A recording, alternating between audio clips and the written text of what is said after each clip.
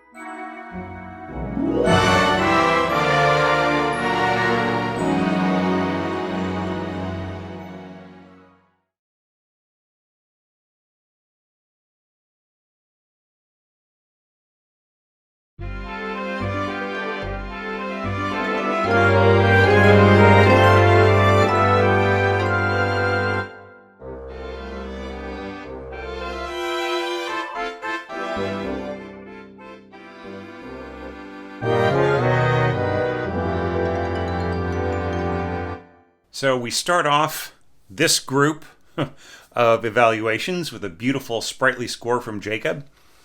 But first, I just want to say, in case people have not yet watched the G collection of website evaluations that was released earlier today, and are just starting with this group of H entries, and that is that things were on hold for about a week, maybe a little bit more than a week, because I was looking after my wife who cut a tendon. And, maybe it was just a tendon in one of her fingers, but that is a massive deal for a professional musician and somebody who also relies on typing for a living, doing lots of work as a professional writer. So, yeah, driving her around to the hospital, taking care of certain things, making coffee for her and just doing a lot of things for her that she can't do without having two hands has been taking up some time. So I really apologize for that. But the good news is that she's totally on the mend.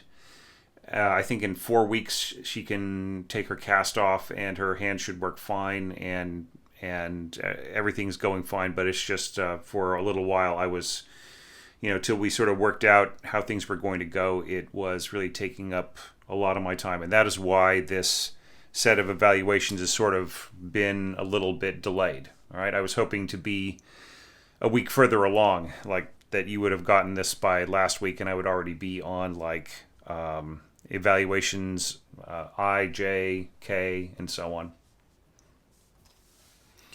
But let's just go right back to this score. And Jacob, I really thought this was fun. I love the fact that you are introducing saxophones into the mix. I think there might have been one other score that had saxophone in it so far, but I think this is the only one that has had two.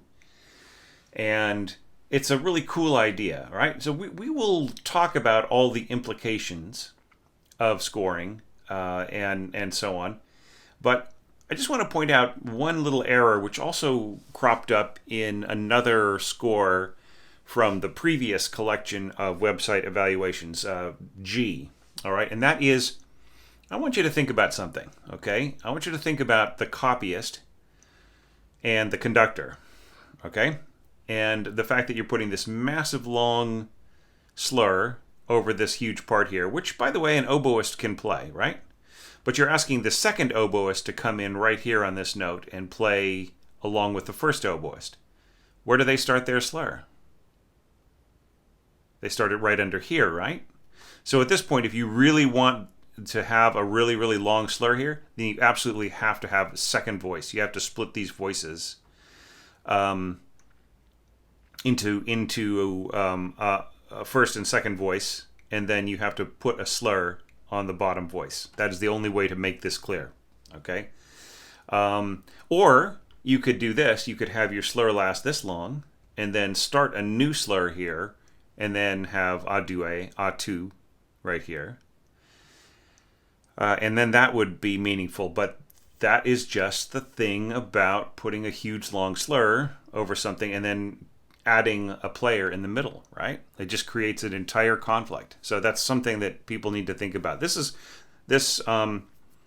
is an issue that came up recently, and I thought, oh, I'm going to eventually write an entire orchestration tip about this. Just the way that slurs,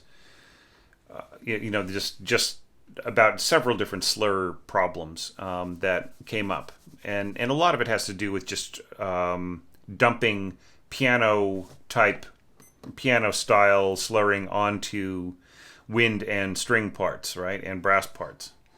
So having said that, I will say that even though this is all perfectly playable, especially at this really fast speed that you have assigned, in your mock-up, that's not all that hard, right? But the problem with it is that it just really takes out all the meaning, right? Like there are, like when you tongue and when you don't tongue, right? Those things have meaning, right?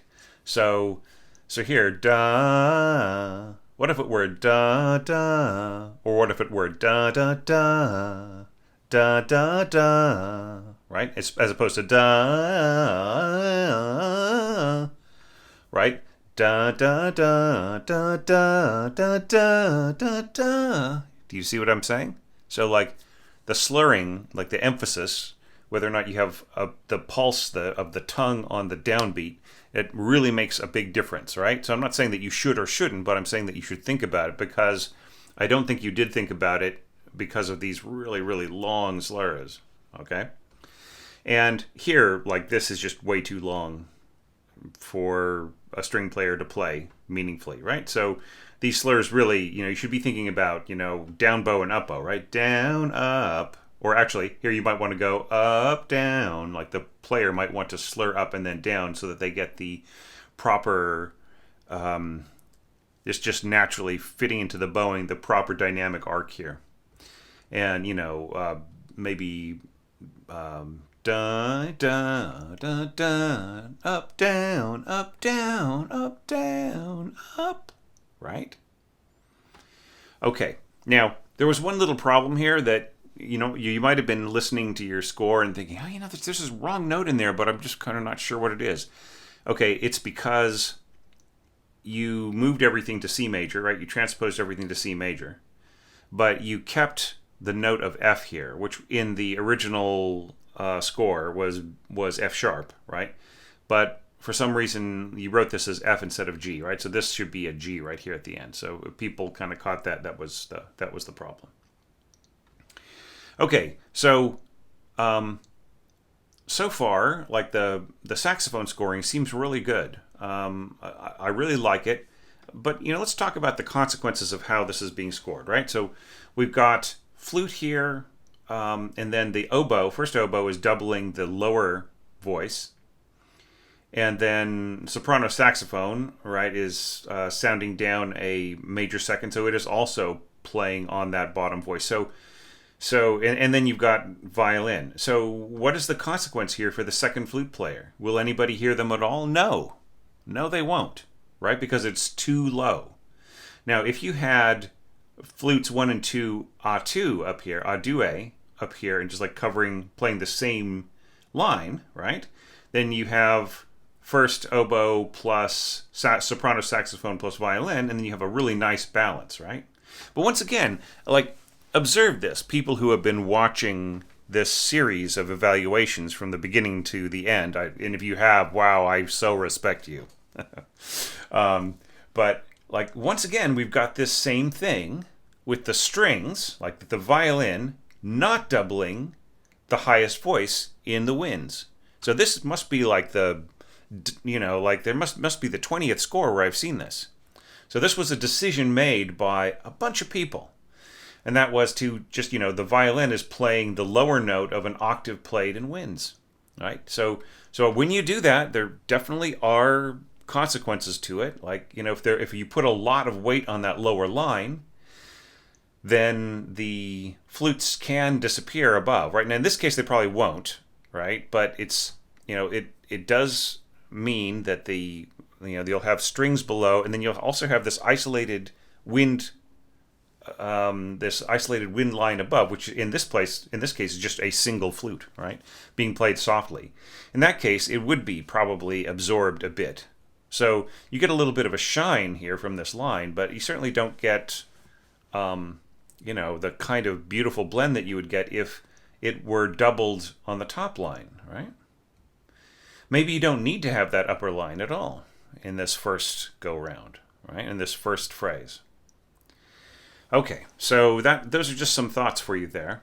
And I noticed how you sort of jump down here to keep the line from getting too high in the oboe, and and also in the flutes here, right? And so finally you do come together right there, right? So maybe you just don't need this upper line at all here, maybe you don't even need the flutes at all until like right around here. So maybe something to rethink. I love this little idea here, like the harmony in the clarinets. That's very, very cool. And like the alto saxophone plus clarinets, that's a fun, that is a fun texture right in there. Okay, now you've got horn right in here. So sounding down a fifth, right? So this is basically a B flat minor chord, right? And then this right here is down a major sixth, so that is also a B flat. So you're doubling alto saxophone with horns, right? So with your third horn, and you're also doubling that same note on trombone and on viola. Okay, so try to avoid, this is something that I've heard from a lot of horn players, is like try to avoid French horn and alto saxophone or any kind of saxophone on the same note. It just like the intonation like kind of drives the horn players crazy, just like trying to match their intonation to the saxophones. All right, not such a huge deal with heavy brass. Obviously, like if you hear from a lot of jazz charts and so on and so forth. But if you have saxophones in a score, try to keep them away from from French horns, from concert horns. Okay, so like a little bit of icing here from the harp, and I like these little touches here from your brass, and then a little bit from the celesta. Now the celesta is really going to need to be higher here to be heard, right? It's celesta is not an instrument that does textures well alongside brass, right? It just basically the brass just absorb anything that the celesta has got to give, right? So you've got like the brass sort of pushing in here and everything, and I'm sure that you probably intend something like a mezzo forte right in here, and there's just no way that the celesta can really cope in an actual live situation right in there, right? So like where would celesta sound great? Like right in here. Whew. You could get away with all, the texture is so thin and light. You could get quite a few things right in here. And like right at the beginning, like right on the first beat of this piece, you could put a little ting in there from celesta, right? And then it would be heard. But like the more you pile things on, and especially have some kind of brass going on in there, the more difficult it will be to actually hear the celesta, right? So really watch out for that. And the same thing is true for harp, right? Like, here you've got mezzo forte clarinets, right? And you've got saxophones as well. And this is all going to really push. And all this stuff here in the harp is not going to be heard at all. Maybe if you mark the harp up to forte, I mean, there's really no reason for this to be soft here, right? Maybe you were sort of thinking about this, like, oh, you have this beautiful thing that goes up and then it's soft at the end. That's a really cool idea, but why does this have to be soft right on this downbeat? Maybe it could go mezzo piano diminuendo to piano here, and then this could be the start of something different where the harp is marked forte, right? And then crescendo, right? So that you actually hear some harp in there. Because fortissimo double basses in there are really just going to kill anything going on here in the left hand of the harp, right? So, and also having the tuba writing that low note as well, just really just bashing on that. So like the last thing I have to say about this is that for this first screen, you really need to think about the overall dynamic arc. It's really uncertain, right? There are a lot of like situations here where you have like you have three hairpins going forwards in a row. So it's kind of confusing. Like, do you mean it to get louder and then jump down and then get louder and then jump down and get louder again? Right? Or do you mean this to gradually get louder? Right? So the thing is, just really, really try to simplify the way that you are marking these things. So just, if you are going to go crescendo from here to there, and this is going to be forte, then just put a P there, put a big old hairpin right here, and write F right there. I'd just be absolutely clear about it. I do not allow any kind of doubt. Okay, make sure that your melody voices are nice and prominent. Make sure that your winds and strings are louder than your horns by about 1 degree, usually, sometimes 2, if like there's a kind of a brassy place, like the brass have a tendency to play out in a certain way.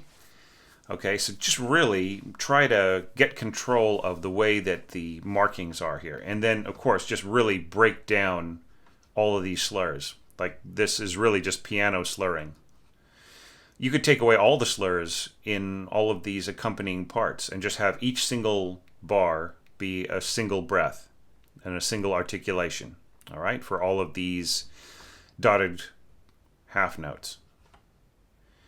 And, just like you do here in the strings, right? Just be cohesive about it, right? So that they can all sort of, like the tonguing and the bowing can hit together and create more emphasis on the downbeat.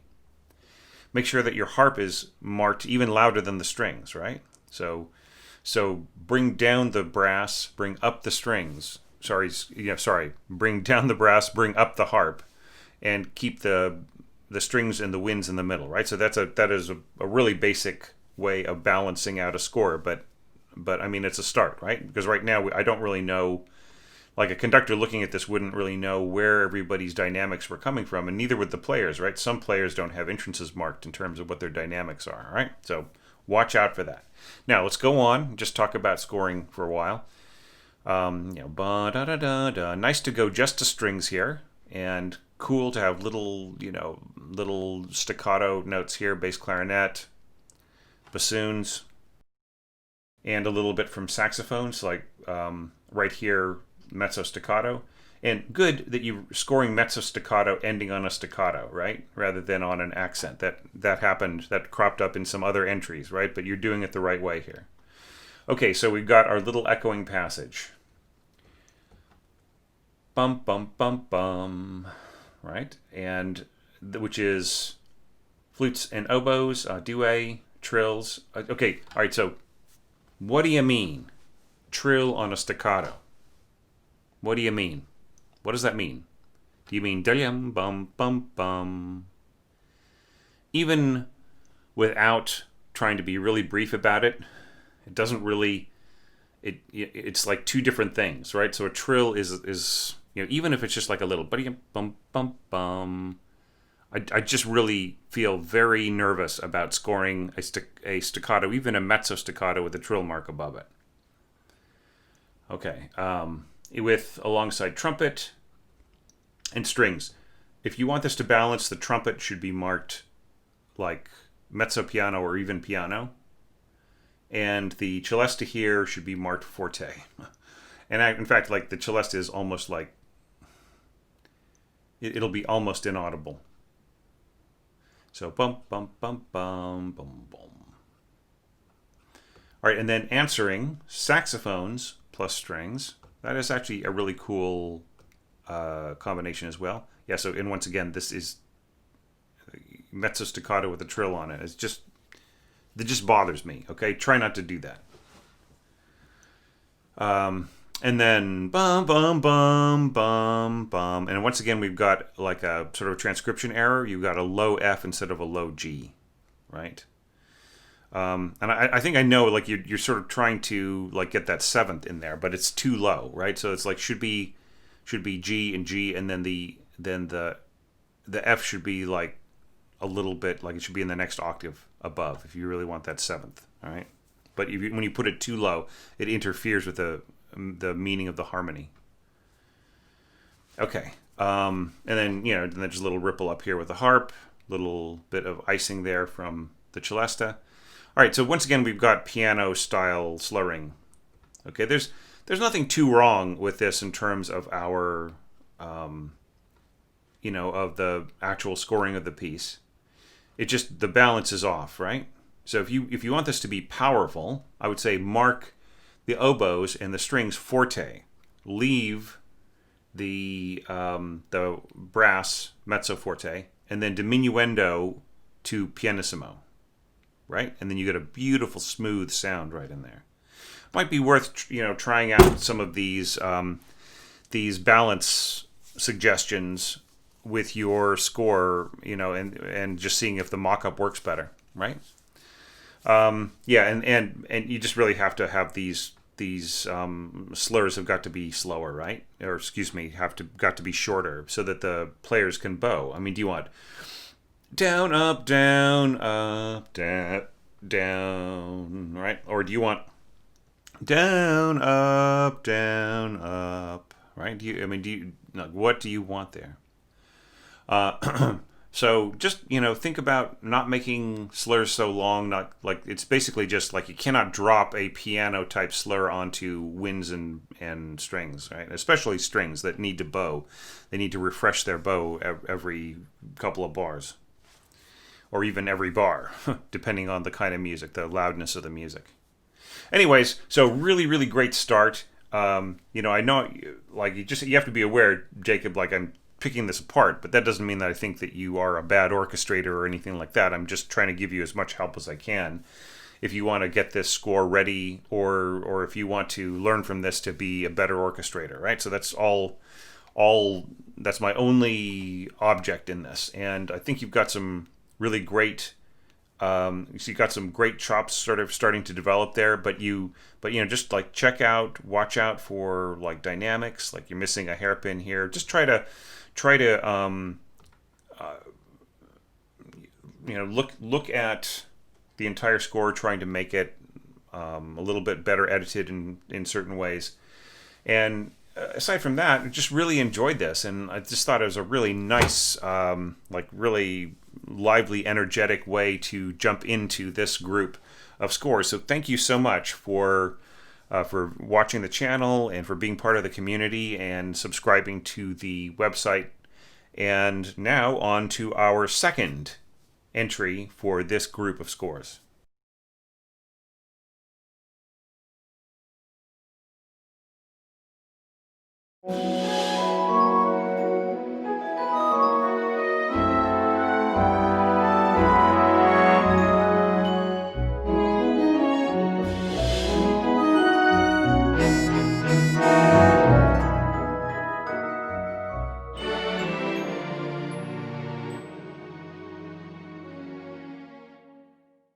That's a really great score, Raphael. I just really love the colors here, and some confident use and some confident gestures of things that might not actually work in other situations, but used very nicely. So let's talk about a few things here. First thing, treatment of the melody. Da da da da da da da da da. So we've got our flute solo, okay, blending into the notes of the celesta. I thought that was very clever, right? So you sort of hear the arc of the melody, the notes that are in the melody, flow through the arpeggiation of the celesta. So, yeah, that's just was very, very fun. And I thought it was cool the way you brought in the clarinet, first just playing the last two notes and then a little bit more, right? And then the oboe building into the rising line. And also great how you start higher here, right? Kind of blending into the same register as the celesta. And then the rising, the wind line rises from below along with the first violin and ends up not going too high, by the end, right? So I thought that was very, very cool. And, just leaving it up to the string players to play very, very high. So that all worked great. I just felt it was nicely done right in here. Okay, a few weird things here, like horns, like mezzo piano to hidden forte, right? And there's some other, yeah, see, like there are some other grayscale dynamics right in there. So, yeah, crescendo to piano subito, and so like right here, you're going to have horns that just really blare out. If all you're scoring right here is just unison C's, it's probably better to use for like first and second horn, right? A2 on that C, just because there's really no need to pair up 1 and 3 there. And the same thing is true here. Like if you're just using two horns, like a solo playing off another instrument, it's just easier for that other instrument that's played off of to be the second horn, because they'll be listening to the first horn and they'll be playing as a team, right? And then here, this is perfectly fine. The muted notes for both horns, so that all works great. Okay, and I really love this little push right in here with first trumpet, and then adding to that piano subito. Yeah, but yeah. So mezzo piano, piano subito. I almost feel like you need a destination dynamic, and then you're suddenly softer than that, right? Okay, but all the same, like the way that it worked in the mock-up is actually not too bad. And I really like the sort of misty accompaniment in here of the suspended cymbal and fingered tremolo, and then tremolo in the E and everything else. I thought that worked really great. Just had a lovely sound. So no huge problems right in here. Okay, now da da da da dum da da da dum da da da da da. Right, it's the actual melody is on the middle note, D, C sharp, or D sharp, C sharp. Okay, yeah, but that's all right. You do give a little bit of doubling here, but really to make this work, like it would have been nice to have a little bit more. You could have had the F sharp played by, like, say, flute an octave lower and just continued on, and just, especially if you were going to, really make this beautiful and emotional with solo violin right here, which works great, by the way, and I thought that was an excellent use right in there. Okay, the problem that we've got here is just one of balance, right? You are playing octaves above, like the horn is playing the same thing, right? So the hornist really needs to be very soft there, all right? It is okay to have first horn solo at pianissimo. They could still do that, right? It's just like, but you just really do need to blend. I would actually bring the volume of the solo violin up, right, to like mezzo forte. So horn, piano, first solo violin, mezzo forte, right? I think that would work a whole lot better in terms of balance. And then everybody else can be piano or pianissimo or whatever. This is lovely right in here. These like cascading downwards gestures right in here. That's what I was saying. Like, it's something that might not work normally, but you used it in exactly the right place. So that's, really nicely done. And then, yeah, this has to be kept very soft right up in here. Now, with Sibelius, you have this hidden piano right in here. Sibelius only goes up one dynamic value anyways, right? So the end of this hairpin is going to be it's going to be piano anyways. So you do not need to mark piano in grayscale there, or as a hidden object. Okay, so then we're getting to bump, bump, bump, bum. All right, so here, all right, you're doing a Lily Boulanger thing, which is to double trumpet, like in this case the third trumpet, with oboes. Okay, but it's still not exactly a Lily Boulanger thing, because you have different articulations, right? You've got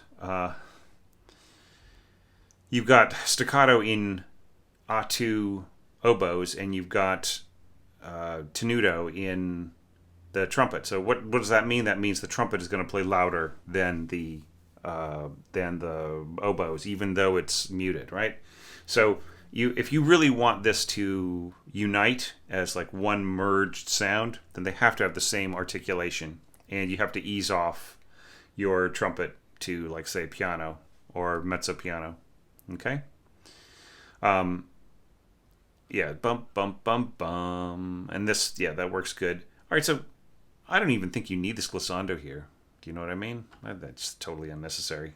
Now here, like, you know, staccato down bows. I think you could just do this as mezzo staccato, really. You know, I mean, it's like, because, like, the idea of the down bow on each note is really like a different effect than staccato, right? It's almost like martellato, or you know, just, I mean, it is a kind of a more of a hammering stroke than it is a staccato, to, you know, to continually bring your bow right back up to the frog.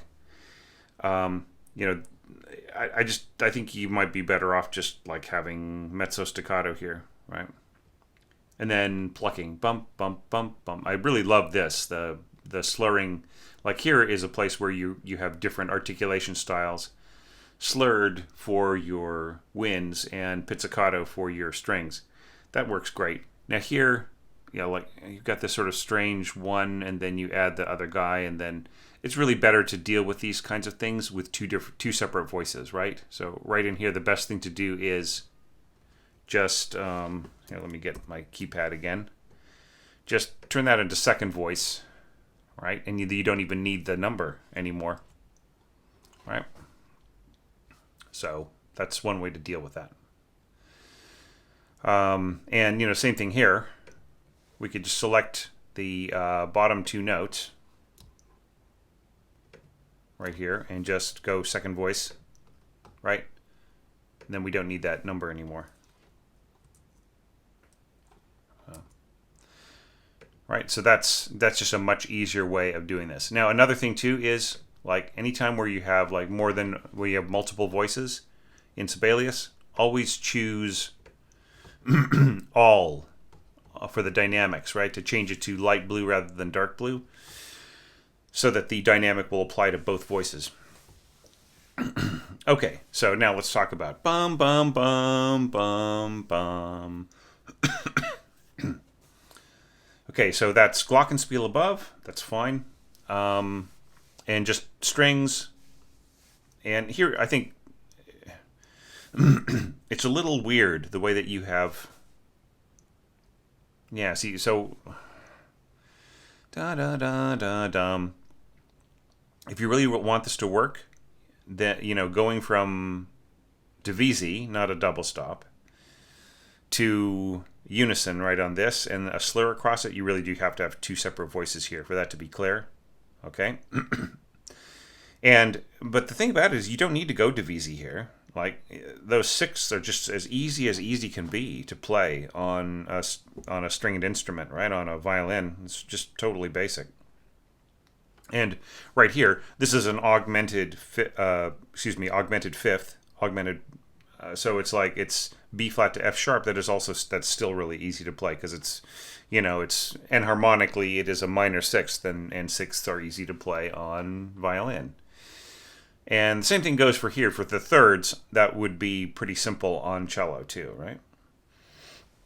So it is possible to do everything non-divisi until you get to this F sharp here, this F sharp seventh from the cello. So anyway, so those are some thoughts on your score. I think it's pretty cool. I mean, you know, it would have been interesting to see you go on and take on some more, like go on to like maybe orchestrate the A section or the B section. So, you know, if you get inspired by, you know, by these kinds of challenges, and, you know, I mean, it's just really great to include you, and it's great to get an entry from you, and, you know, it'd be great to see you take on a longer bit of scoring.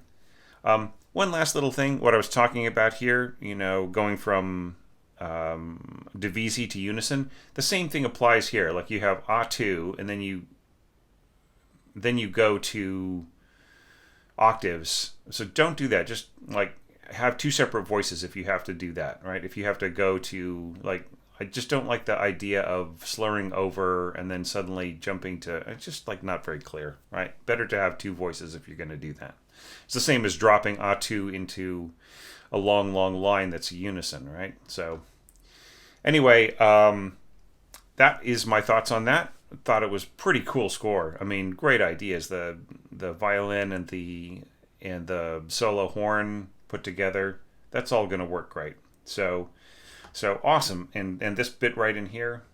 So just, it's so great to see ideas that I would have just never imagined, right? Or that I didn't think of in the moment that I was orchestrating. It really teaches me a lot about the possibilities. And speaking of which, let's see what the next entry holds for in terms of imagination and possibilities.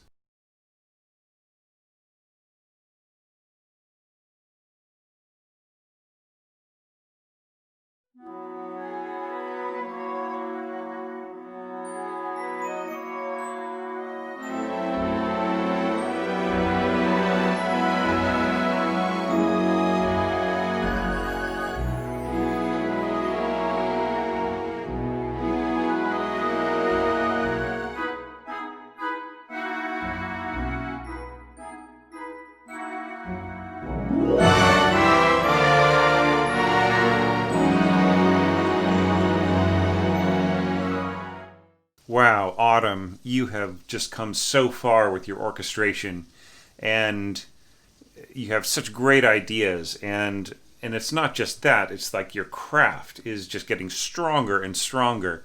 And I mean, I think this is the best thing by you I've ever seen. And I mean, I just really am impressed, and I'm happy to see this. And I just want to say that right out the gate because I don't because of course that I'm going to critique certain things, and I don't want you to get the wrong idea that I wasn't impressed by this, because boy, I just thought it was just so good. Okay, so let's just start off from the very beginning. Okay, like you've probably by now heard several comments of me talking about slurs, like not just dropping the slurs from the piano onto the score, right, onto orchestral instruments, right? So like the string players need to bow more, right? So down, up, down, up, down, up, right? So you wanted to slur, and you might want to slur and then like not have a slur, and then slur these two notes and then not have a slur. Same thing here, da da, right? So up, down, or down, up, right? Okay, so aside from that, it's, I might pick apart a few little things, but still, just really, there really is some really great craft developing in this. All right, so now let's get directly on to the orchestration now. Okay, so I really like this.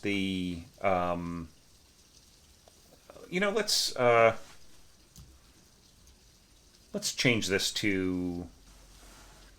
I just use the command, the Shift Command T or Shift Control T keyboard command to change this to transposing. It's just easier to read for us transposing reading players, or score readers. Okay, so clarinets and English horn. So here you've got the English horn and A2 flutes doubling. Okay, so here I think you need to mark down the English horn, right? So I would say pianissimo, so long as these instruments are sharing a register.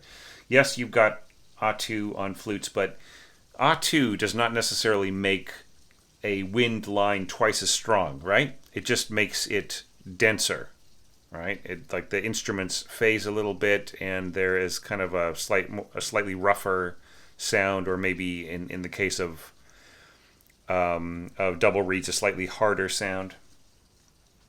So yeah, so that the flutes are still not going to be able to balance exactly right with the English horn. So the English horn has got to play pianissimo here. Okay, so da da da, and the same thing really goes here, like in terms of long slurs. Like, do you really want the flute to go da? Do you really want that all in one long breath with no tonguing, right? Or do you want to bring the tongue in? Da da da da da da da. Do you know what I mean? Is just think about the different the different options there of of just like what you miss when you just stick a big slur over everything, right? Okay, so now right in here you don't need to have atu on this single oboe note right here. I would say better to just have oboe 1 and then come in here, because this is a really delicately scored passage right in here, right? You've got everything balanced really, really nicely, so you don't really need the you don't need to just stick two notes, or sorry, two players on that same note, just to so you don't have to go on and but I would just like say one, like just write number 1 here, and then you're fine for the rest of it, right? Okay, so I really enjoyed this right in here. I really love that little touch of glockenspiel right over the end there, and then just like the little tinging notes as the melody rose. Really loved the combination here of these strings and winds and horns. I thought that was just beautifully done, and just a little touch of piccolo right in here. You might have even just left off this high note right in here and just let it be all piccolo. But the trill of these high notes is cool. It's just that the best amount of control will come from the piccolo right in here, right on that note, right? But I mean, it still works fine. You don't have to mess with it. Don't change it.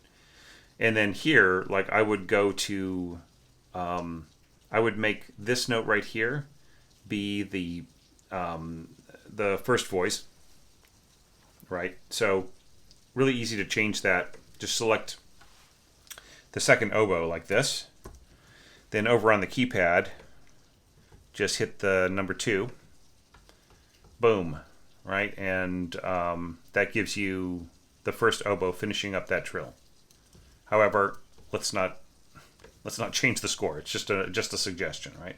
Otherwise, you have atu trills with oboe, and that's not the most beautiful, delicate thing to do there, right? I mean, you already are doubling it with English horn, and yeah, it's probably good enough the way that you've got everything scored. And lovely little touch here with the harp. Okay, now going on. Bum bum bum bum bum. The only problem that I've got here between these two phrases is that you set up this really beautiful texture right here, and then you use it again immediately, right? So it's like there isn't any change here, like emotionally, right? So like we have this building anticipation. Lily is going, she feels great. She gets up, she gets out of bed. There's sunshine behind the curtains of her window, and she goes over and she draws them open, and she sees this beautiful garden in front of her. Okay, but then what does the garden look like, right? Does it look? I mean, so the crest of your emotions right in here is being repeated, right? So I think this is the time where you want to score differently, right? So that it's like you are, her anticipation of living in that world, right? Of that, where people just run around and play outside and have fun, and they don't have to worry about their health constantly, right? So that needs to be, I think that needs to be a different texture. That would be my instinct there as an orchestrator. There was this other thing that I just thought about. Oh yeah, I love the little marked tree right in there. Yeah, so just a warning, similar as I gave to other people in recent evaluations. Don't just stack hairpins one after the other, right? Because by certain schools of thought, having two crescendo hairpins in a row could mean, da, da, da, da. Do you know what I'm saying? Like soft and loud, right? And, in today's very literal music reading universe, you might really want to mark, if you really want that, you might want to mark piano to forte and then piano to forte, right? But I think that you really mean that you want to start piano here and then get to whatever, mezzo, forte, forte, right? So just make it one long hairpin. Don't use this as a substitute for a single hairpin, if that's what you mean, right? And the same thing here on the diminuendo. Okay. Now, going on to our second idea. So, despite my caution of saying, you need a different strategy here. Let's look at the one that you did use here. Ba da da da dum. So I have sort of kind of criticized a little bit using flute too low, and I think that is true mostly in here, right? So like this bump bump bump bum, this is going to get swallowed up by the oboe, right? This kind of is no real need to throw that in there. And then, but right in here, so this might actually work if everything was nice and soft. But when you consider that you are already, you're already using, was this A2 supposed to be over there? In which case, yeah, I still think that's too thick on the trill. But if this A2 was meant to apply to this G, then that's fine in terms of giving this a very firm, rich sound, a rich doubling for the first violins. But right in here, this all of this brass should be softer, right? If you really want a beautiful, seamless, just adding to the color, right? Then everything should be marked down one level, right? So if this is piano here, to balance this should be pianissimo, right? And same thing here. And then same thing here. These should be pianissimo behind the piano of the strings and winds. And especially if you want this harp to be heard right in here, which is taking some of these same functions, right? Okay, but I really love the bassoon, the way that you've got that scored in there, and yeah, I also love the fact that you're going to 6 flats there with the harp. Okay, very cool. Now here, you don't actually need to write out all of the different notes, right? It's better just to have a pedal diagram and then just a line from this note to that note, right? That's all you need. Just pedal diagram, the little tree, with the 3 pedals on one side and the 4 on the other with a little split in the middle. That's just the best way to do it. Then the player just makes sure that their pedals are set the right way, and then then away they go. Now, let's talk about just the way that this is scored, though. So I love this da da da with doubling in the in the cellos. Bum bum bum. That's really lovely. And bum bum bum bum bum ba da da dum. Now notice this is kind of, for everybody following along, this is another instance of winds kind of doubling up, tripling up, along with a lower string line, and then having one wind, like usually the flute, playing higher all by itself. So danger is that the richness of the strings, when you have this other stuff added to it, will somewhat swamp or somewhat subtract from the flute above, right? So just really watch out for that. Da da da da dum. I like the way that these split, as you're splitting off from the melody, right? So that is okay. I will not go into my pet peeve too much, except that I feel that this should have been doubled in the strings, right? Da da da da da. Such a beautiful, expressive line here. It's all by itself, just in oboe, and it really is intended to be the main melody, right in that bar. Now we've got bum bum bum bum. Here you've chosen to do just an echo with the same scoring, right? Except adding a little bit of glockenspiel to the second one, and that's just lovely. That's beautiful. I really love it. It's really nicely done. No problems at all here about the scoring. Then a little roll. Yeah. So here, I mean, this is okay. The glissando up, the roll. It's very cinematic, right? Just think about though, dun dun dun dun. The whole resolution, right? So starting on the resolution note and then ripping up to da da dum bum, right? It sort of takes away the idea of the resolution when there is a big push right at the end of it. Okay, so I'm not just telling you not to do it. I'm not telling you that it was badly orchestrated at all, but I'm just saying that think about the functions, right? When you add gestures. Okay, so just to make sure that the functions have meaning. Now here, this is great. Horns, brass, everybody down here needs to be mezzo forte though, right? If you want this to balance. Otherwise, the brass is just going to push out in the middle dynamically, and the overtones from that push are going to overwhelm the color of the strings, and forget about any winds, the color of the winds, I meant to say, will be subtracted from by the brass playing too loudly, and forget about hearing the strings right in here. So this was a beautiful textbook way of doing it. Octaves in the strings, ba da da da da, giving the illusion that the strings are actually playing chordally like the rest of the orchestra, right? But they're not. They're just playing octaves. Then the other instruments are playing, here we've got the flutes doubling the first violins. And then, of course, dropping off here. So once again, craft. See, like you're using your craft so well, Autumn. I mean, that's just so nice. That, like, knowing that the sound of the horns here would supply everything that the flute might put in here and the oboes might put in here. And just being happy to have English horn, clarinet, and bassoons, along with the horns and the trombone. This could also be a tuba note right in here to make it really, really smooth.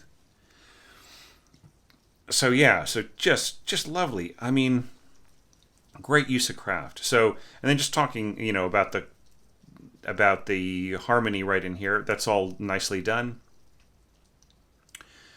Trumpets, trombones, and horns. Now, just one last comment about your horns, and that is you really are kind of scoring things in stacks, right? And you need to score your horns interlocking.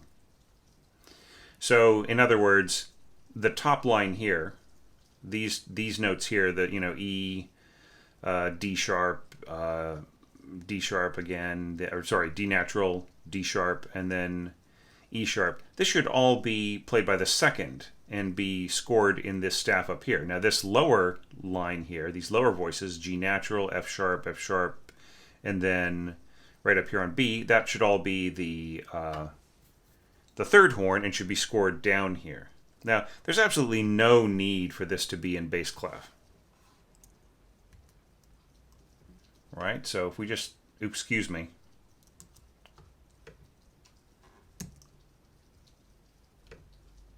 Right, there really are kind of like no notes that really go low enough to really be a huge concern, right? This is all totally readable, much preferred by the horn player, okay? So that might have been left over from you kind of like working out, scoring onto it, and then you forgot to change it back to treble clef, or you were thinking of scoring in C and so on. But yeah, but just, better to have it in treble clef.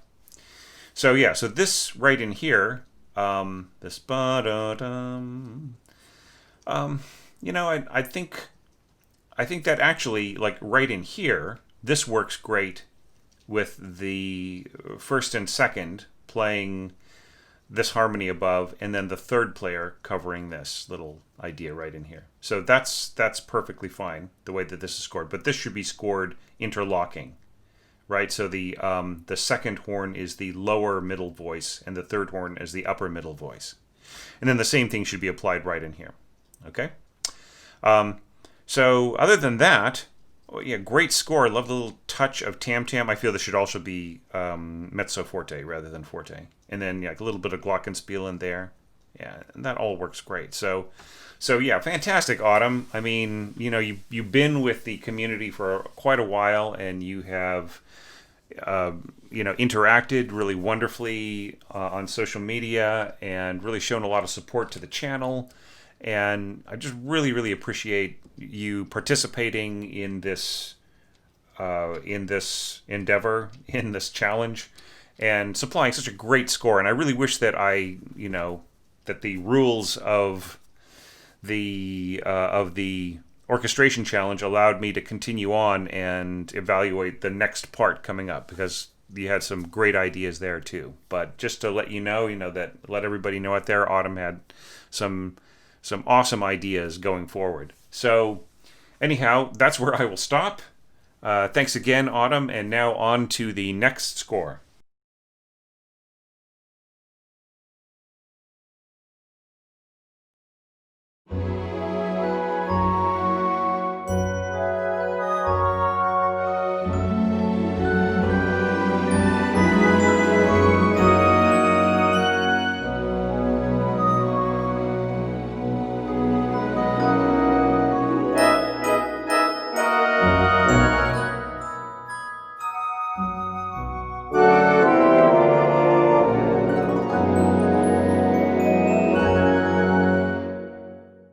What a great score, Jacopo.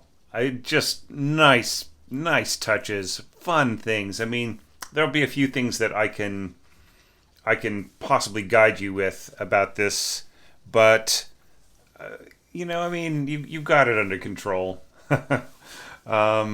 Just so fun, lots of nice little ideas and cool, you know, cool, like almost like jokes or like little bits of wit, like you're sort of exercising your wit here and there.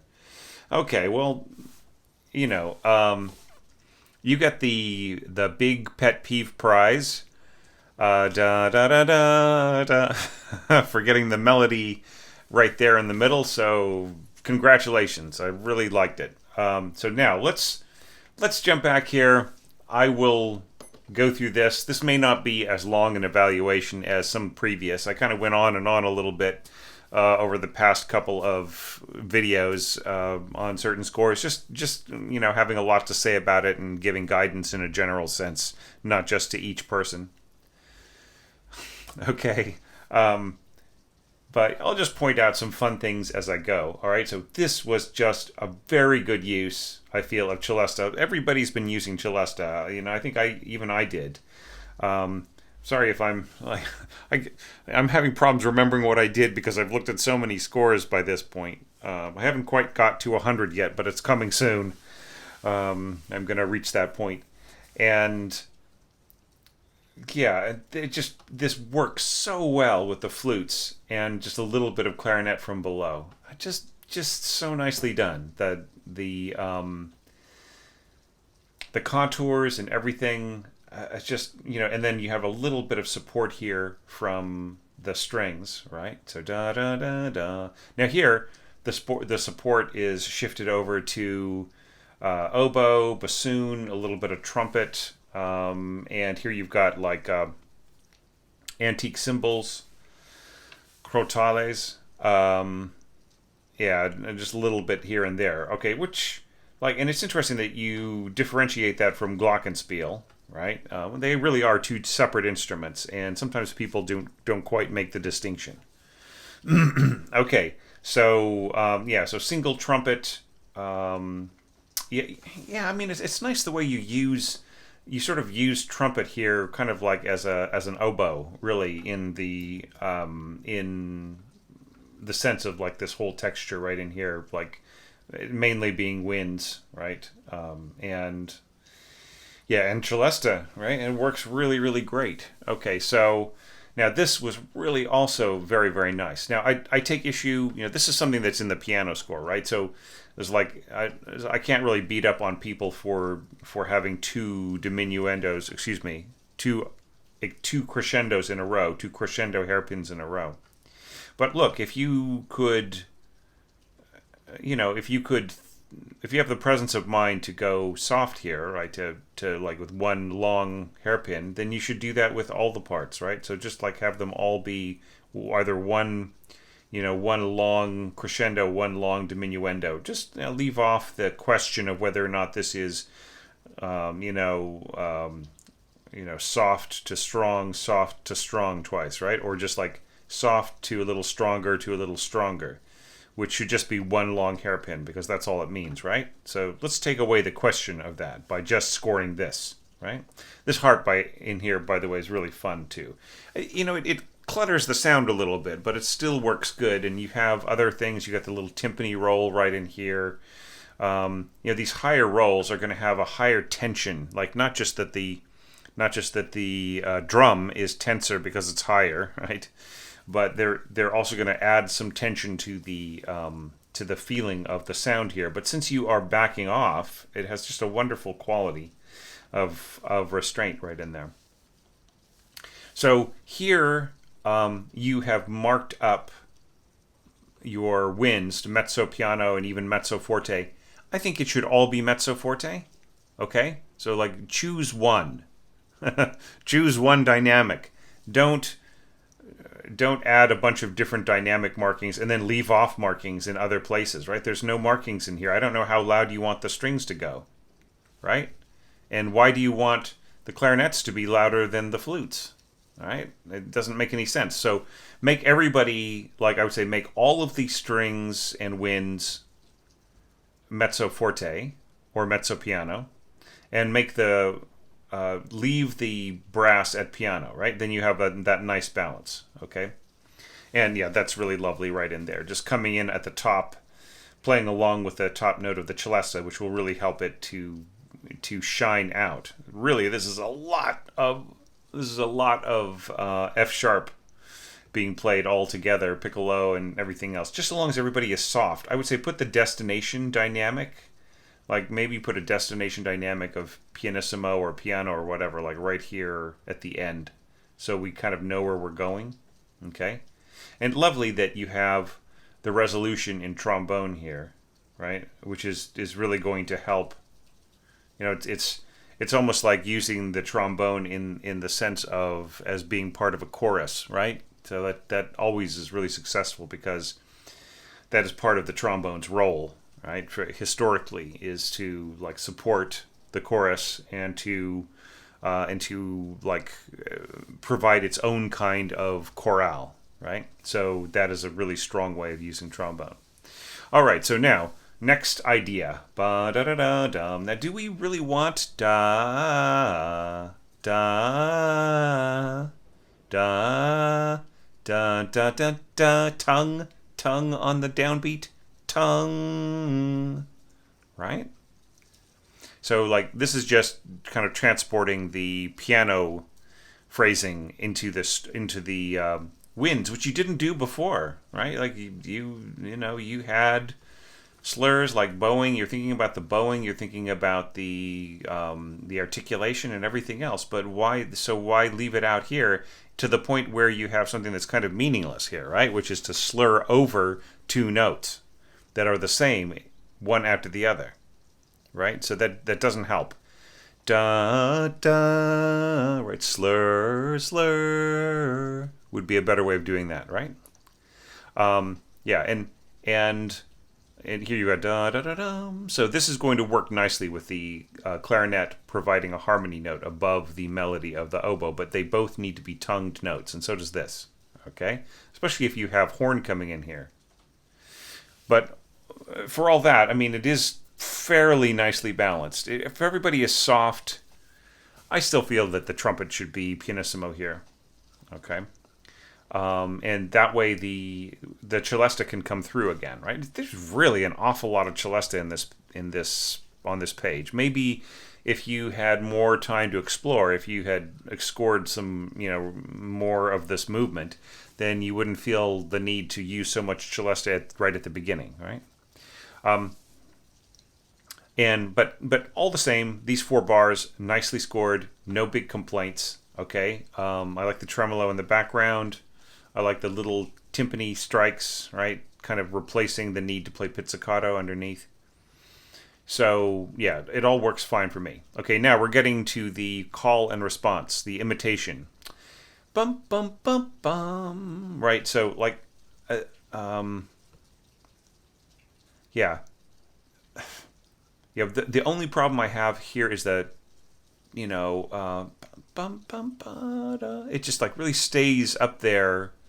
It doesn't like really jump down. It still works with the way that you've got it scored. It's all fine, but yeah, fairly high trumpet to be playing alongside all of these other elements here, right? So this should be piano or mezzo piano, okay? If you really want a nice, to kind of join together here with the winds, and in fact, I mean, the way that you've got it, really, the winds are sort of supporting the trumpets here, right?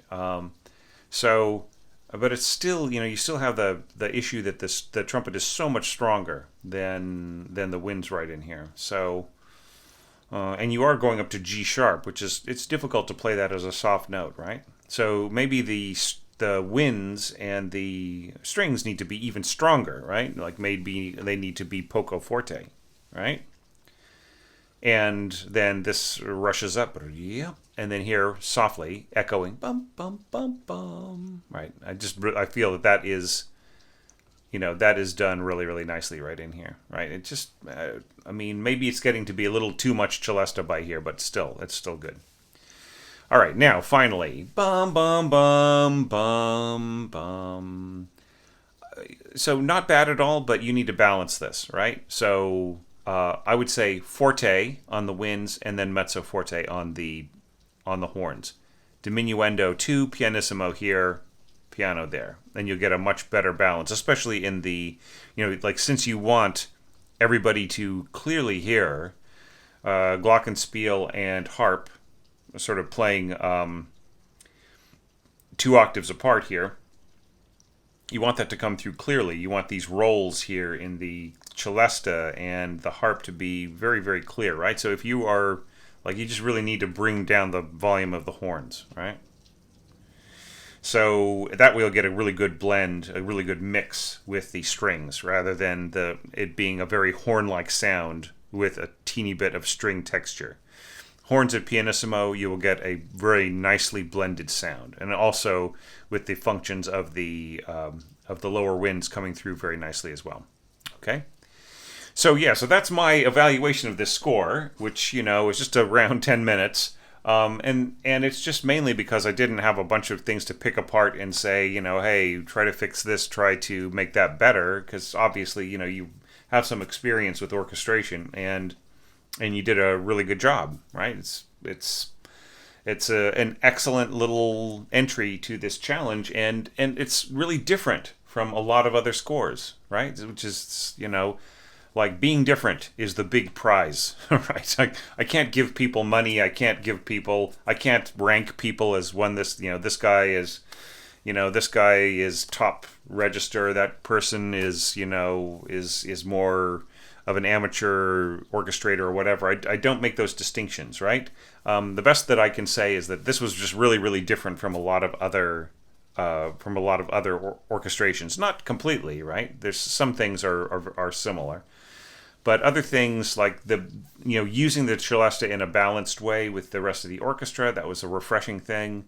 And having lots of different options here, the antique cymbals and glockenspiel and celesta working together, and having the harp and so on, just really kind of try to balance your horns a little bit more and some other aspects right in here, okay? And just watch out about the scoring right in here, and you should be fine. So yeah, thank you so much for sharing this score with us.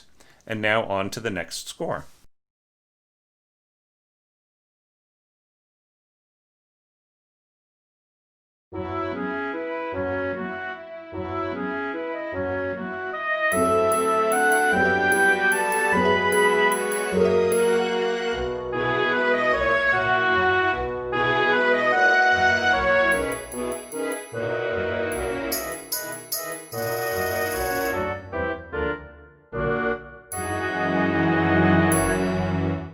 Okay, Luke.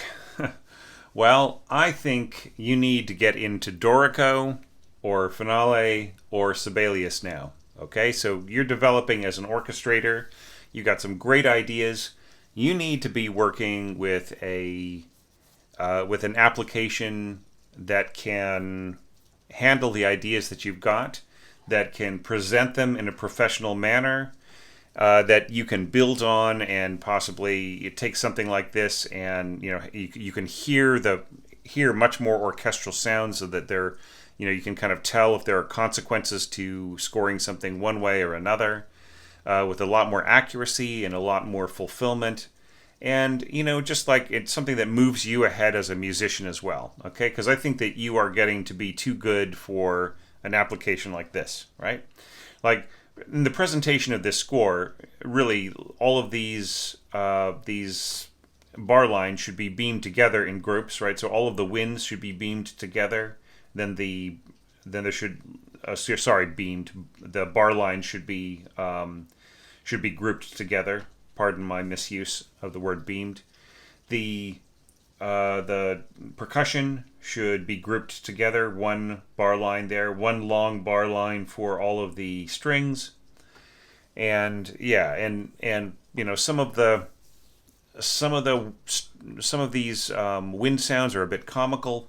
So look, I'm not trying to sell you on it or anything like that, but I just feel like you're just putting so much effort in this, and there are some developing orchestrators who have submitted some scores, which are like, I mean, they are really good entries, and your entry's pretty damn good too, but it's hard for us to tell that, right? It's hard to really express that, or for you to get a sense of that yourself, right? With this kind of scoring, like this kind of application, and the kind of mock-up that we just heard, right? So, all right. So let's just go over this one phrase at a time, and I will address things as I go. Okay. So, starting off, you're saying two flutes, two oboes, two clarinets, and so on, but you're not really marking who is playing when, right? So like two flutes, is this meant to be two flutes? So you have to say A2, right? Or if this is intended to be like solo flute 1, then this should be marked 1 period, right? And the same thing here, two clarinets in A. We should know whether or not this is first or second bassoon, or both, right? Same thing here, bassoon, like is that first bassoon, second bassoon, both bassoons? Okay, and then yeah, this is all fine. I like this pizzicato. You wrote in divisi. That's very constructive. Okay, so that's what you need to do, like the pizzicato doubling the bassoons. Now keep in mind here that like what you've got here is pizzicato on this F sharp, okay, an octave lower from this bassoon. So it's a nice doubling. So you might want, if you're playing pizzicato down here, for the bassoon to be staccato so that it matches, right? And in fact, there's almost I have I think it's just really obvious to the bassoonist. You don't need to mark certain things. Like some people think of like pizzicato for bassoon, right, as being a sort of articulation, like a staccato style, where you just match pizzicato in strings, and all you need to do is just say staccato there, and then the players will match it up. They don't really need the extra kind of fancy thing, because bassoon pizzicato is yet another effect where the player sometimes takes the reed out and then just hits the end of slaps the end of the vocal with their tongue, and that creates a kind of a very pointy pizzicato-y sound, right? Okay, so other than that, nicely scored, actually, kind of, very cool. It's very, very basic scoring, but, you've got the clarinet in very close proximity to the flute, right?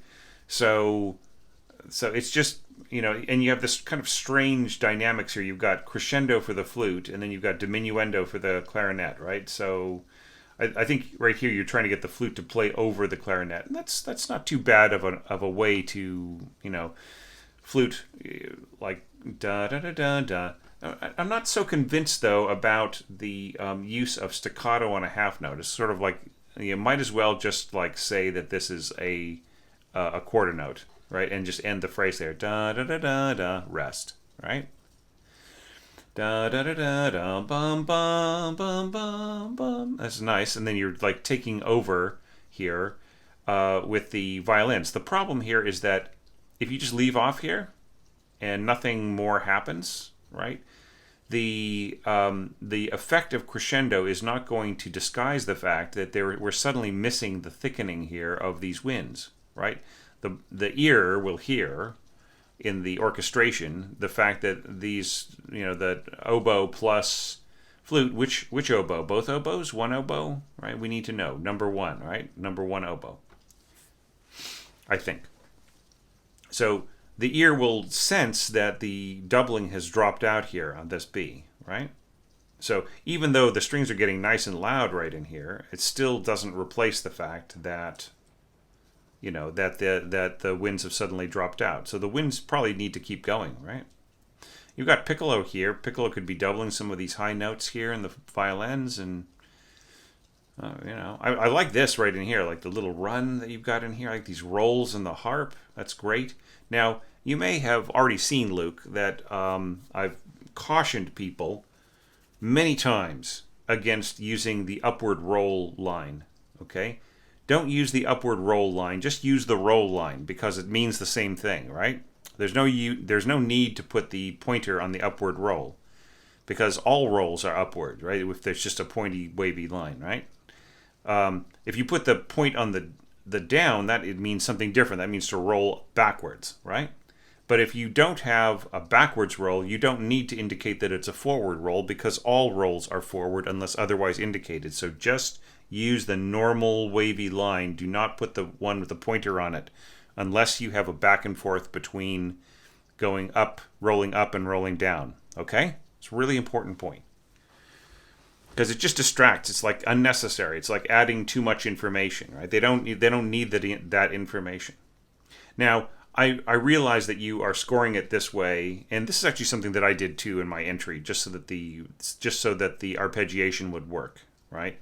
But really, this should be split across two hands, across two staves, right? So the upper two notes here, and these upper three notes should all be scored in the treble clef, with the roll mark just going all the way across both staves. That would be the proper way to notate that. Okay. So here you got divisi, like the upper first violins are kind of following along, doubling what's going on in the winds. And there's no need to stop slurring here. What's really needed here is to slur in a way that can be bowed, right? So right here you're asking the second violins to go bow. So like everything, and then here dun dun dun dun dun dun. Right? It's like, so like first it's like really, really smooth and everybody is playing every single note under one bow, and then here they're playing every single note separately. Is literally what you're asking here. Now here, the bowing isn't matching because you have a long, you have this half note. So the half note is going to, let's say we're going to bow this for 2 beats, right? And then bow this for 1 beat, right? So this would be down and then up, right? But here, the divisi first violins are going to be going down, up, down. So they're going to end up with opposite direction bowings here, right? So maybe you should slur the second voice here. And by the way, this second voice note here should have stems going down, right? Because the upper voice is 2 beats, right? So 2 beats, then 1 beat. And then right here, this needs to clearly look like it's a second voice, right? So it needs its stem to be down, right? So I would say 2 beats, so this is the down bow, 2 beats on top, and then 2 beats below should be covered also with a slur, right? And then same thing here. Okay, and this is the same thing. This F sharp here should be stems down. So if your notation application just like could not understand the right way to notate this automatically, same thing here. This B should be stems down, just like this A right in here. It's funny, why was the A natural stems down but the B not? I don't get it. But if your notation application can't understand that, it's time for you to move to a better application, right? And I think Yeah, you probably could have done this. I think you could have done this on Sibelius first. I'm not sure, but like which is free, right? So I mean, you could be learning whether or not you want to use Sibelius just by downloading their basic app for free, and maybe just taking this thing that you did and seeing if you can get it to work on that, and how easy or hard would that be? You could just test that out, right? It might be a good experiment. Okay, and but I mean, the basic idea here, like the basic ideas you've got are good, right? It's just like we need to bring some more craft and sophistication to them. Okay, I mean, I'm really enjoying seeing the basics of what it is, the triangle and everything else, and yeah, I mean, I think there's some really cool ideas, like you bringing in the tambourine here has like a really nice kind of Mediterranean flavor to it. Okay, so going on to da da da da dum ba da da dum. Okay, so da da da dum ba da da da dum. There needs to be a little bit more weight on this middle voice right in here.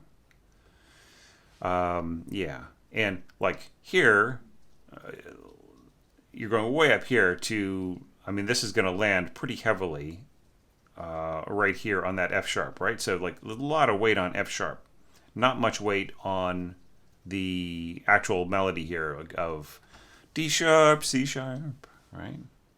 So you're doubling the oboe here with the violas, right? And like all of these lower, like these higher strings are playing lower. So if you specifically want the sound here, like the sound of the viola, then that's very cool, okay?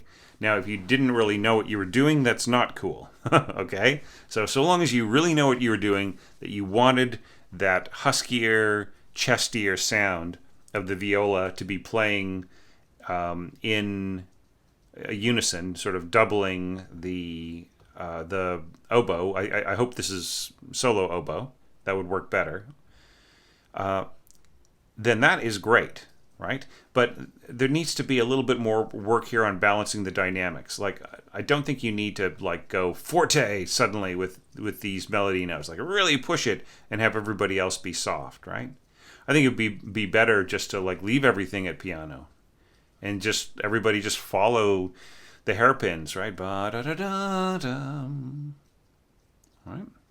Or you could even just say a polka più crescendo, right here, right? So just like a little bit more. So da da da da da da da da da dum. Or you could just have a crescendo up to mezzo forte right here. Okay, I think that would be preferable though, and that this D sharp to C sharp should be supported by some other instrument in there. Okay, somebody else in the mix as well. All right, now bump bump bump bum. Here you have this triangle going ding ding ding ding ding. That's really neat. Okay, so clarinets and bassoons, staccato strings. No need to have the some people pianissimo and some people piano. Everybody should be piano here, okay? Or even louder, you could like just throw in like slightly make mezzo piano, mezzo forte or something. But everybody is pretty balanced there. You don't need to have the lower strings softer than the upper strings, okay? Then you have this strange thing. You have a crescendo to like dun dun dun da da, and then suddenly soft, right? So this needs to be pianissimo subito. All right, so just really, this is an instance where you really are like crescendo, and then, unless this is a mistake and it was supposed to be the other way around, which is the way it is in the music. There's a diminuendo there at the end, right?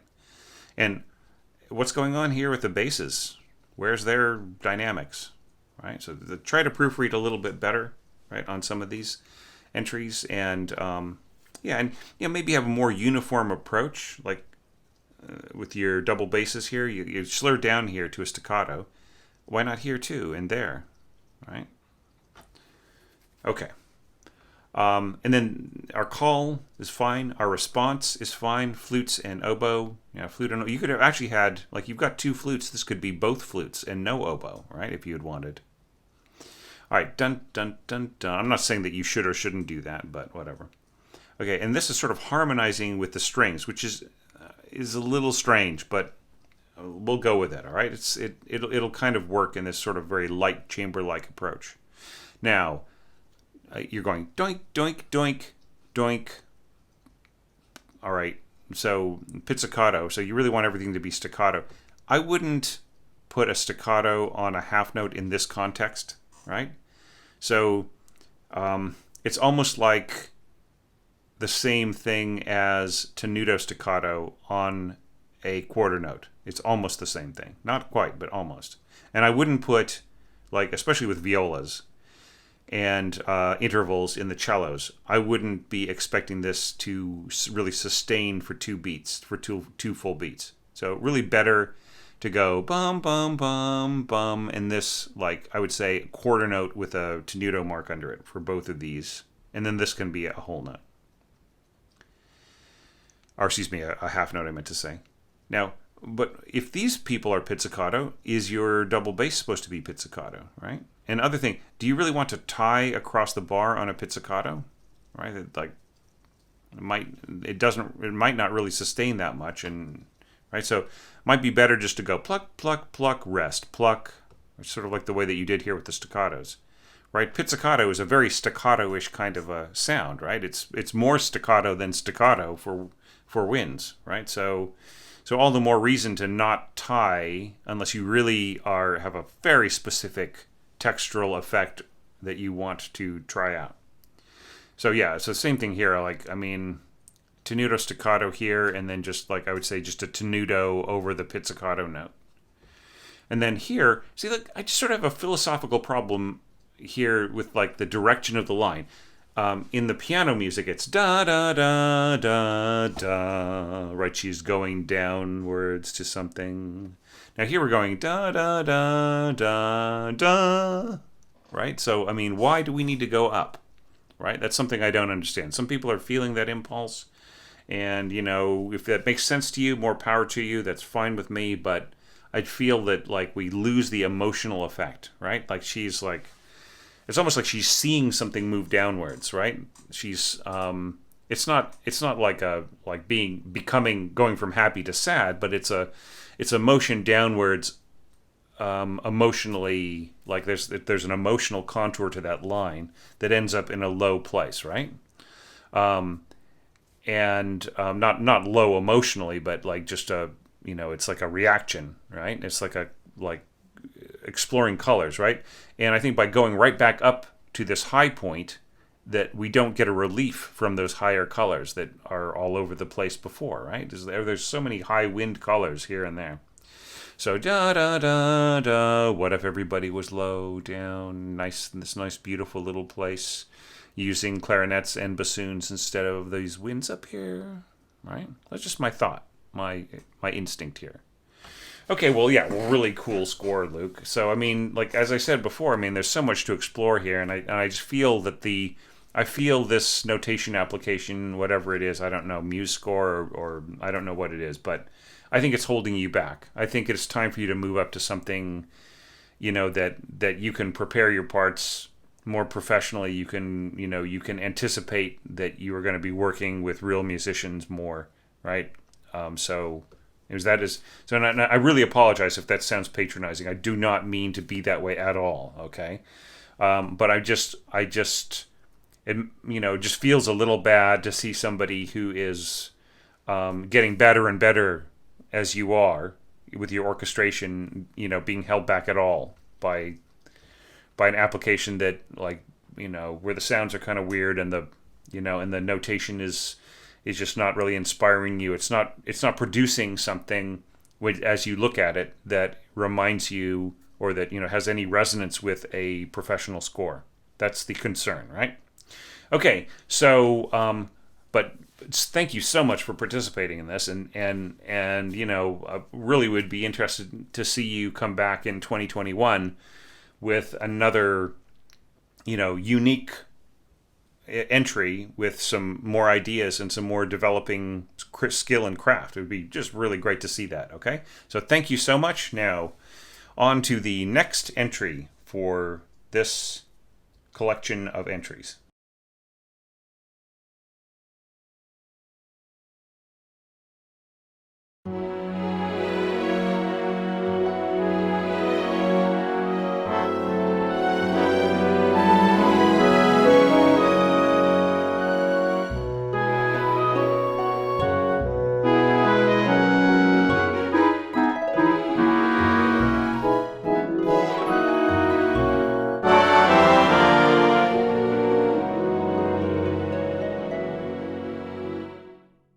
And now for the very last entry for this group of entries, and actually the last entry that I will be evaluating today. I started early in the morning, and now it is nearly dinner time. So I have a burrito waiting for me. But before I do that, I'm going to just talk about this really lovely score, Marcus. Just, really, really enjoyed this. It was one of the wonderful things about this challenge is I get to see people's ideas that I never would ever imagine otherwise. I think I mentioned that earlier. And yeah, here we go with another great one, right? And I'm so thankful for that, to get, the perspective and everything else.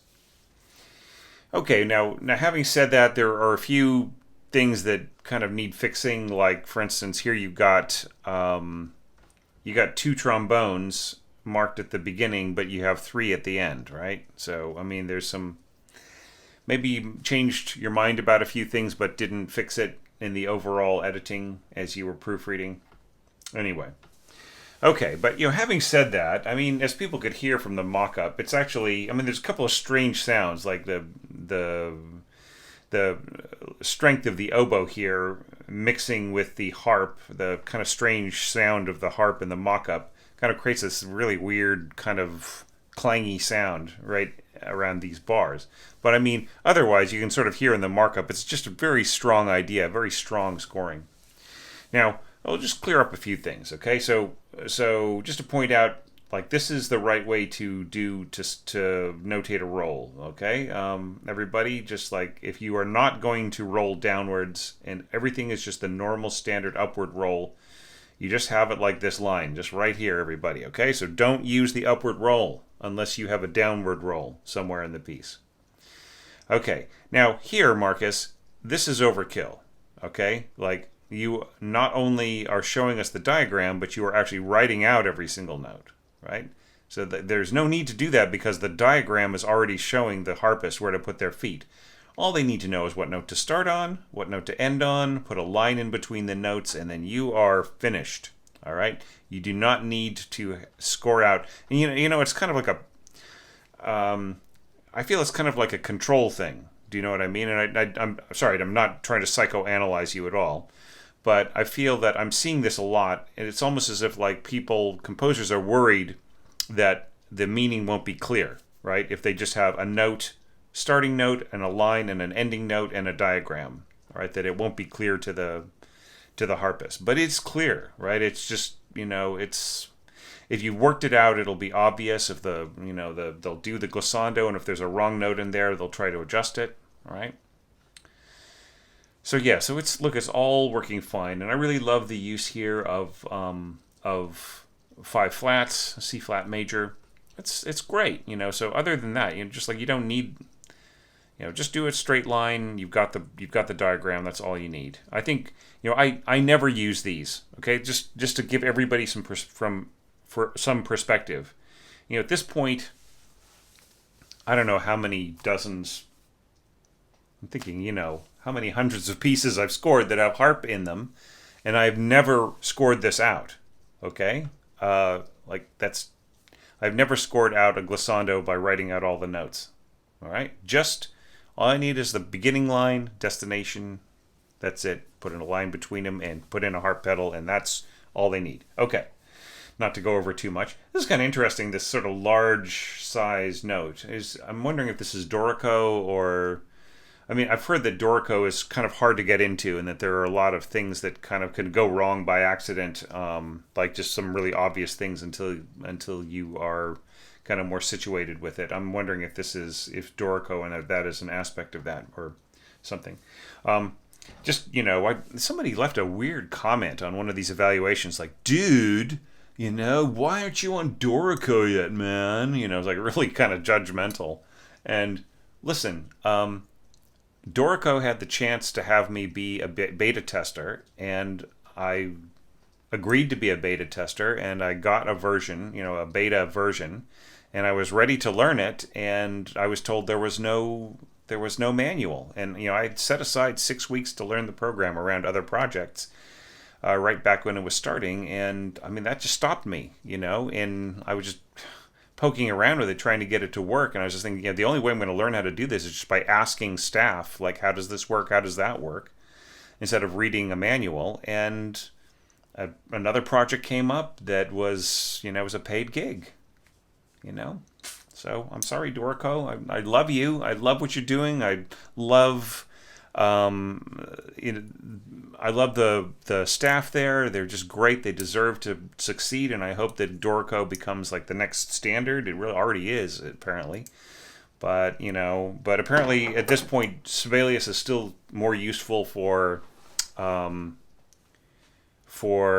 like the many different educational diagrams that I need to make. So I'm kind of sticking with that for now. But I'm open to learning Dorico again. I'm not holding the lack of a comprehensive manual at the beginning against them. It's just that's the reality, right? I'm a working composer. My time is limited. But speaking of limited time, I'm kind of using too much of it now. Don't worry, Marcus. I'm going to give you more time. So, to make up for that rant that I just had. So let's look at the scoring, okay? I really love this, da, da, da, da, da. And the way that the horns build behind the melody, it's just really lovely. Such a great idea. You don't need to mark the violins, mezzo piano to get them to speak. Like it'll be obvious to everybody, and it's all that it needs to be. Okay. And I like this da da da da da da da. As you go da da da da bum bum bum bum, and you avoid jumping down to that low F sharp, which won't be heard. Such great, good piece of craft there, Marcus. Really nice. And these little barks here, right? To kind of punctuate that, if that's what you want there, bark boom, bark boom, bark boom. I'm wondering if you would get a better effect here by just notating like an eighth note and not having a staccato, right? So you take away the kind of punch of the tongue and you just make it a short note, right? That might be more effective in terms of kind of keeping a beautiful kind of coherent structure right here. It's interesting how you diminuendo to like really soft notes here. You really are restraining your brass, and I love that. And this little roll that goes down to pianissimo, while everything else is building, getting big, and having this nice, beautiful, smooth, colorful. I mean, what a great way to end this this collection of scores with all these really great ideas. I love this rising line here, doubled by the bassoons, and then just going on by its own. You could have put in doubling here with one of your clarinets. Okay, but awesome idea right here at the beginning. Now let's continue on. Da da da da da. And I love these octaves right in here. That's going to work out good. A little strange though, the way that the harp is coming in here. The dynamics here are a little strange. Like you are making your melody louder, right? Your melody is louder here. It doesn't need to be. Your melody is louder here, and it doesn't need to be. Right? Why can't everybody just be just plain old piano, and then you use piano crescendo, right? Okay, so I've said this before, and I'll say it again for you now, Marcus, and that is that the mezzo dynamic is a trap. Okay? It is a trap because people can fall into the trap of feeling that it is a default dynamic. It is a place where our dynamics can just go as a normal place. It's just a kind of it's just kind of a halfway place, and then you can decide to go to stronger or louder dynamics from there. But generally speaking, like our baseline is a mezzo piano dynamic, right? Or a mezzo forte dynamic. Okay? But really, piano is a much better dynamic if you are playing soft, and forte is a better dynamic if you're playing loud. Okay? Because the quality of the instrumental color when played soft or loud, and you just commit to being soft or loud, you get a way better sound. You get a way better sound out of those instruments, clearer, or in the restrained sense, softer and just really beautifully played. So, like, just a lot of mixing in here, mezzo forte here, and mezzo piano there, and so on and so forth. Why can't it just be piano crescendo, right? You don't need to bring out you don't need to make the melody stronger dynamically. Just make everything the same dynamic, and then let the players add the nuance. Add solo to a part or add some other kind of thing. Have nuances in the part that bring out the melody, right? Rather than just like balancing things on a mixing board, right? Because it's really the harp that should be louder, right? If the strings are mezzo piano, then it's the harp that should be mezzo forte because it's a softer instrument, right? So the player needs to use more force in order to be heard. Now, right here, like this little line, less rising line here in the trumpet is going to just basically blot out this flute.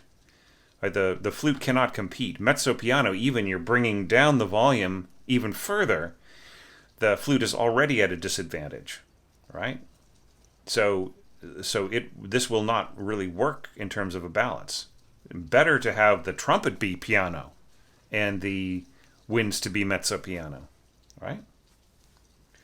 Okay, and then this is really lovely. These just little dut, dut, dut, dut, dut, dut, that's really cool. And then this bump, bump, bump, bum, like the middle winds right in here, and then rushing up here, and then softly. I love that you are, you are going uphill to a softer dynamic. Why not here too? Right? Why not start a little louder and then go up and then be softer, and then maybe a slur over this because you're asking the player to go tick tick tick tick tick tick.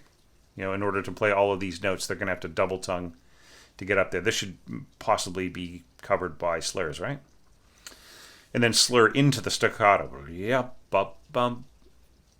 And then you jump up, bum. So, I feel that the emotion, once again, goes downwards rather than upwards. And it's kind of neat to have the flutes on top and the horns below. That is a cool idea. Okay. But what's the dynamic here in the flutes? Piano? Maybe diminuendo towards piano? Okay. But you should balance. The flutes should be 1 degree louder than the horns. And I think you're missing some kind of, there's a resolution here on this bar, right? So I think that the dynamics want to resolve as well and go, I think in the piano score there is a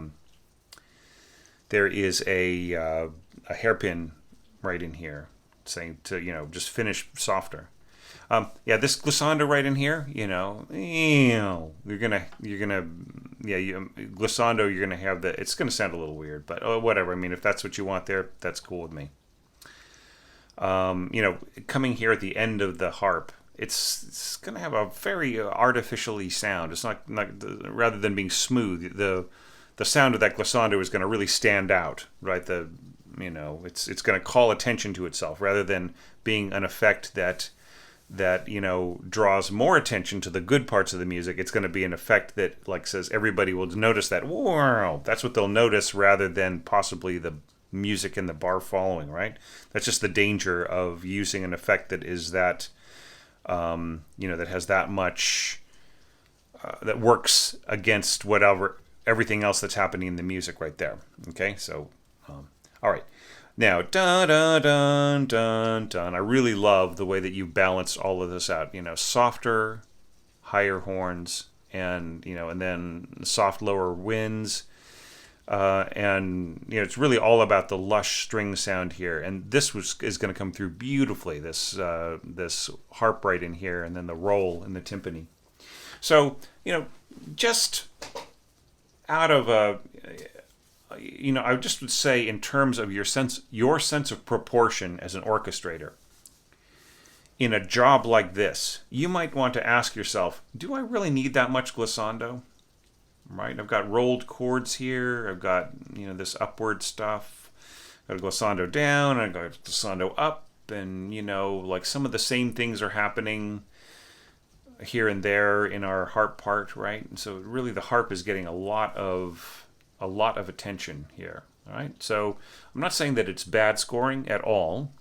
I'm not saying that you should or shouldn't do something, but I'm just saying, always watch out when you are adding a lot of harp to something. Is the harp there for the music's sake, or is it there for its own sake? Right. So think about that. Okay. Otherwise, really fun score to look at. Just, I mean, I would have been interested to see you score the entire piece and enter it on Patreon, and have me, give you like a 45-minute analysis of it. That would have been really fun for me. It would have been interesting to see where you would take this, right? And as it would be for any of these other orchestrators, for different reasons, right? Because everybody here is a different artist, and they are all on different parts of the road, but it's the same road, okay? And I think that this really illustrates that, whether people are coming more from a developing orchestrator background, or whether they are really starting to kind of feel the wind under their sails and starting to just really pick up and get, really understand and get a really good sense of craft, or whether people are just really starting to step into a semi-pro or even pro kind of level of scoring. What's great about any of those states, any of those positions on the road, is that everybody's using their imagination to the hilt. One of the things I was worried about with this particular selection was that people would think of it as just kind of like, a minor piece by a minor composer, which, by the way, I don't think either of those are true, but I was worried that that might be the impression of some people, and that they would just kind of do a sloppy job, or just kind of put in a token entry. And I have so far not seen anybody do that. And, I'm going to have to add up how many entries I've looked at. I'm not saying that I'm getting punch drunk here, and I'm really enjoying it, but yeah, wow, I have looked at a lot of entries, and I still have yet to see one that was exactly like the other. And, there were entries that seemed a lot more similar when I first started doing this, where people were basically kind of doing the same thing from this score and that score. And I'm so happy to, this is like the biggest challenge that I've ever done. I mean, not my biggest personal challenge, but the biggest orchestration challenge I've ever done. And it seems to me that the music is ever more varied than I could have possibly ever imagined. And that's great to have my imagination challenged and stretched and appealed to by so many different great imaginations out there, so many great orchestrators, whether they're in training or whether they are accomplished, or whatever part you are playing right now in your artistic community. So thanks again, one and all. It's the end of the day. I must have evaluated a dozen scores today, and I just felt great about it the entire time. Thank you all so very much. You made my day fantastic, and I'm looking forward to seeing if I can continue on this. I seem to be on a roll right now, so I'm going to keep trying to do it every day and seeing how far I can get, how fast. So thanks again, everybody. Great scores. Now, comment on each other's scores, please. That would be a great way to thank me if you feel thankful about this.